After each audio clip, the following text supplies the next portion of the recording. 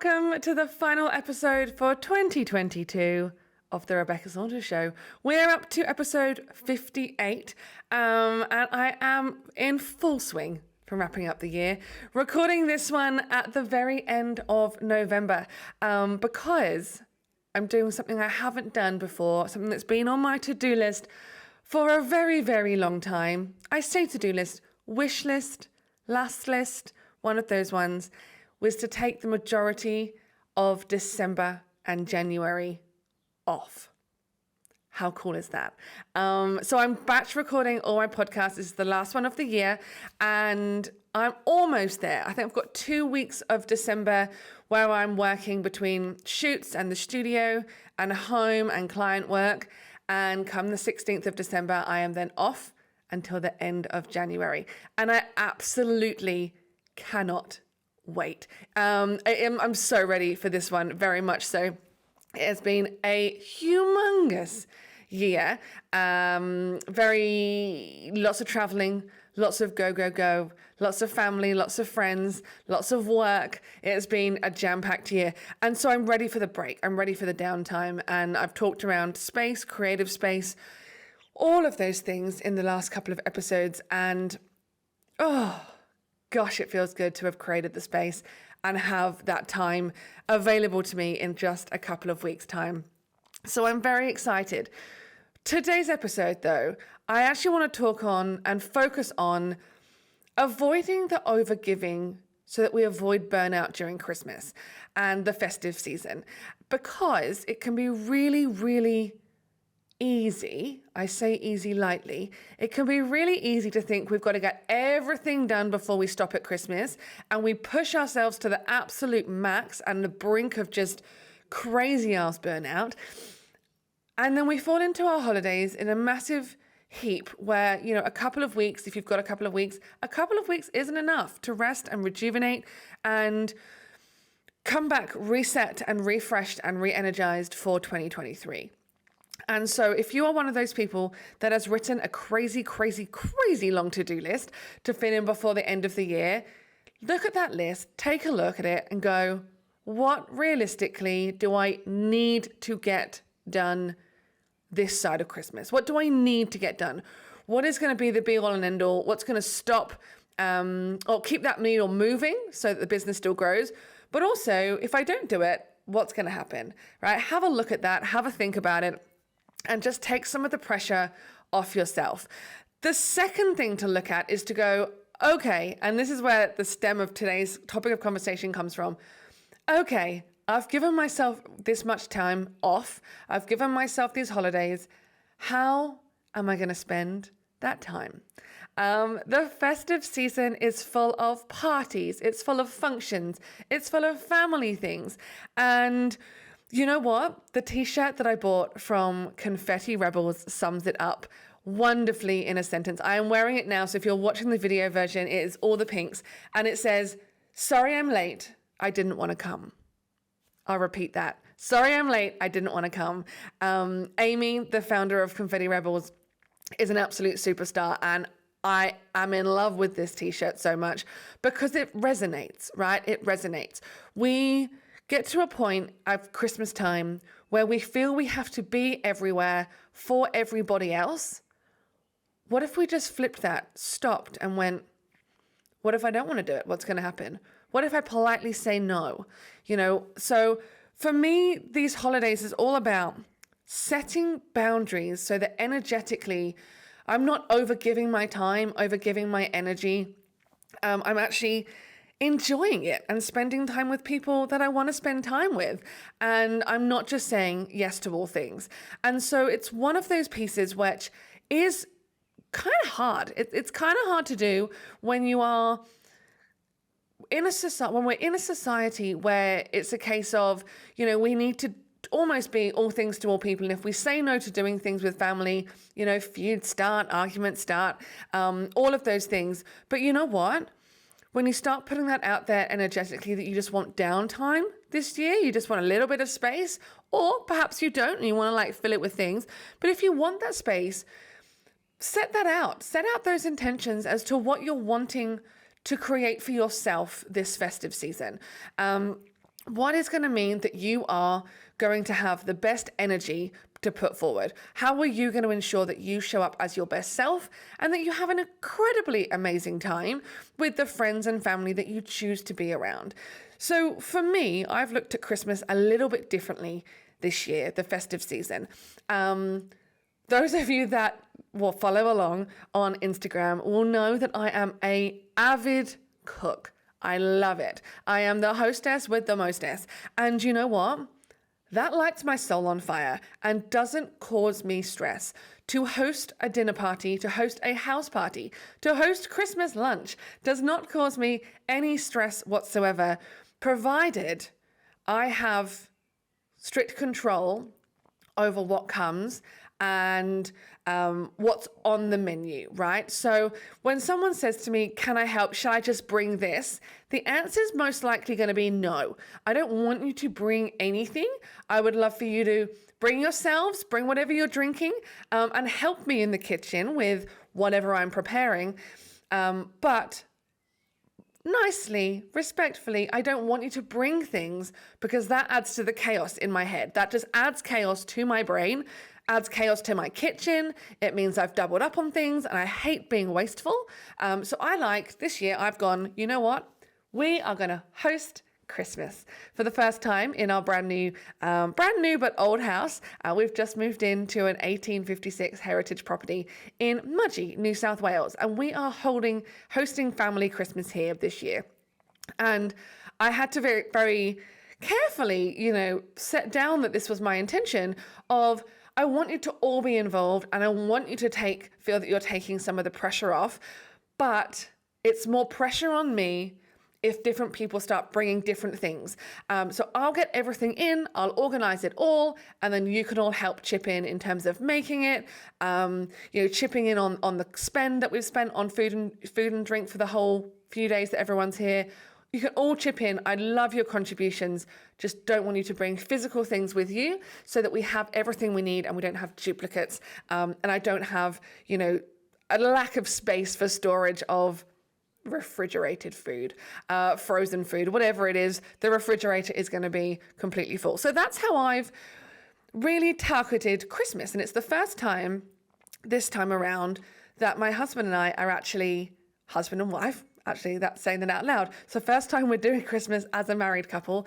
And it's the first time we're doing Christmas very differently because the two of us are actually spending Christmas Day lunch, actual 25th of December day lunch, at a winery. We have booked ourselves in to one of the wineries in this area and we are going for Christmas lunch with the winemaker and anyone else that's booked in, and we are going to thoroughly enjoy doing something completely different. No stress of family, no stress of expectations, just the two of us, fantastic food, fantastic wine, and meeting wonderful new people. And I'm so excited for that because then family descend on us on the evening of Christmas Day and we do a whole big family Christmas on the 26th. It meant that we didn't disrupt their traditions. We could still keep family Christmas time. And as a couple, we could make our own traditions as to what we wanted for our Christmas Day. And so I'm super proud of putting that forward. I'm proud of myself for striving for it, for putting it out there and saying, actually, no, I want to do things differently this year because I don't want the stress of chaos and lots of travel and lots of people. So I'd like to do it this way. And people bought on board, family bought on board, my husband came on board with the idea, and I'm super excited about it.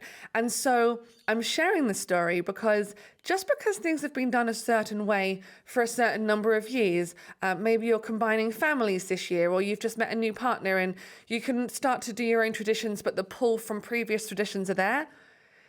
Let all of that go and have a look at, what is the most important thing? Is the most important thing for you spending time with those family and friends? If it is, and maybe Christmas Day isn't the right thing, put forward that you all do something in the middle of July. Do Christmas in July when it's not so stressful with all the end of year commitments, work commitments, school parties, all the things. Think about how you can actually make time with family important at different times of the year and not just fall specifically on this time of year. That is one of the things that I love doing. I host Christmas in July every year, I've already put it in the diaries of friends for 2023. That actually went out a lot earlier than anticipated. Normally I send it out about May time.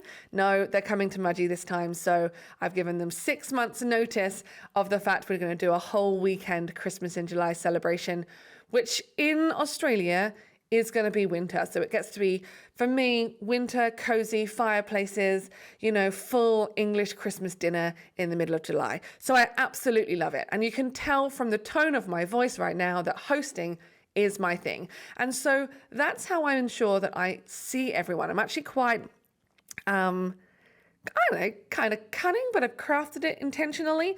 I host a Christmas party in Sydney every year where I put on the food and people just bring their drinks. It means that it's in people's diaries. I get to see people, the neighbors, friends, family members if they want to pop on in. It's more of a doors open at this time. I think I start at about 6. And if we're still kicking on late into the evening, if the door's open, come on in. If it's not, you've missed the party.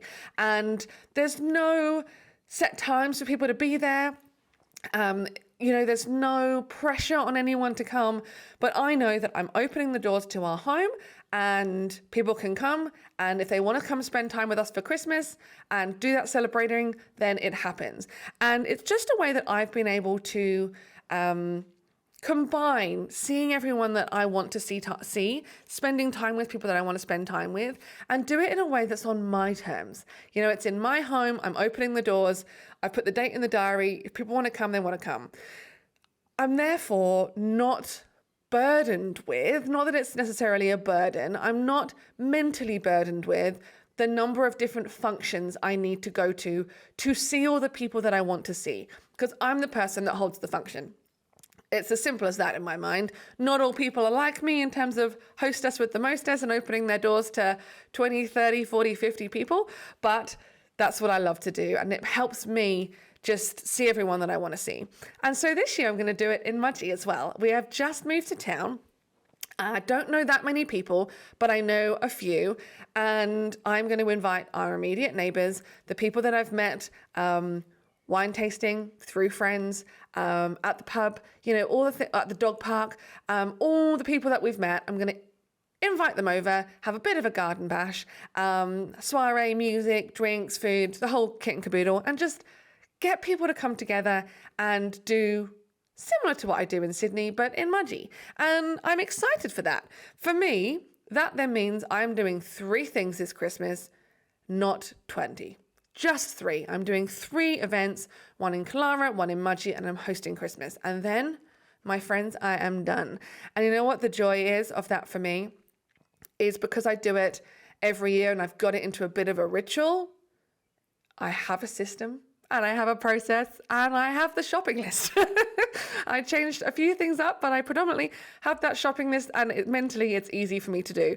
So, in terms of that burnout piece, I know I've got those 3 things to do, and I know the rest of the time is for me to be calm, to be collected, to do whatever I want to do. So what is it that you can do for your next few weeks? How can you give yourself breathing room in the things that you're doing? How can you ensure that you're putting things in place that means that you energetically are showing up correctly, that you are being present where you need to be, and most importantly, you're enjoying it. You're somewhere where you want to be. There is nothing worse than being at an event or function begrudgingly and being there because you feel that you have to be there. Newsflash, you don't have to do anything. You choose to do it.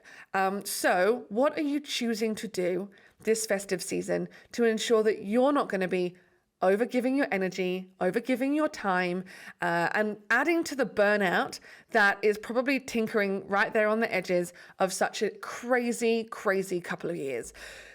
I know what I'm doing. Follow along on Instagram. I will be sharing how I prepare for all of these things, how I get on top of it. I'll be sharing the creativeness we're doing around the house over the festive season. And I cannot wait to come back to 2023, refreshed, re-energized, and just ready to go. If you are not yet on my VIP newsletter, head to rebeccasaunders.com/VIP to be across all of the things that are coming in 2023. The next few episodes are recasts of the best episodes, actually, that we have had and done in the last year. I'm so excited to recast 3 of my top episodes with Jen Hardman, Erica Kramer, and Anna Richards. They are coming your way. Oh, those conversations energized me so much, and I'm so excited to reshare those. We're having a little bit of break across Christmas because, like I said, don't need to do all the things that you normally do. Take some time, do what you need to do. So a little break, a few recasts, and I will be back with you recording live podcasts with some amazing guests and solo episodes back in January. Have an incredible festive season. Enjoy the time, be creative, and most importantly, look after you, your friends, and your family.